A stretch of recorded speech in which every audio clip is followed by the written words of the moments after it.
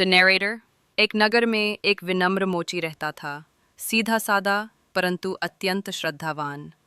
हर सुबह वह अपनी छोटी सी कुटिया में सबसे पहले अपने प्यारे ठाकुर जी की सेवा करता, उन्हें स्नान कराता, उनके सामने दिया जलाता और जो भी साधारण भोजन उसके पास होता उसे प्रेम पूर्वक अर्पित करता।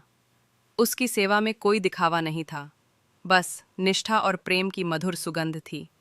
पूजा के बाद वह अपनी छोटी सी दुकान खोलता और दिन भर जूते चप्पल सिलकर जीवन यापन करता, और जब शाम ढलती तो वह फिर लौट आता अपनी उसी कुटिया में जहाँ ठाकुर जी उसकी प्रतीक्षा करते।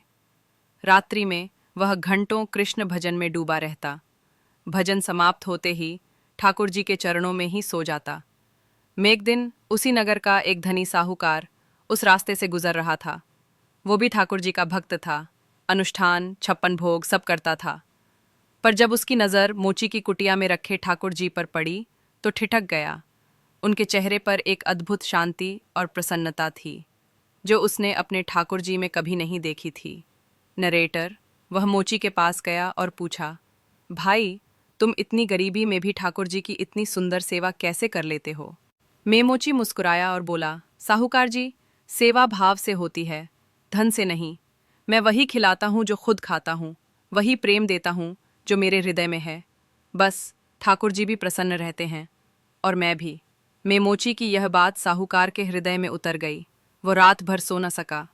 उसके मन में यही प्रश्न घूमता रहा, क्या मैं सच में ठाकुर जी की सेवा करता हूँ या केवल रीतियों और दिखावे में उलझा हूँ? अगली सुबह साहूकार सीधे ठाकुर जी के मंदिर गया और पहली बार बिना किसी मंत्र, बिना किसी भोग, बस आंखें मूंद कर बोला, हे प्रभु, मुझे सिखाओ सच्चा प्रेम, वैसा जैसा उस मोची का है। न मेरे बीता। अब साहूकार की सेवा बदल गई थी। सादगी आई थी और साथ आया था भाव।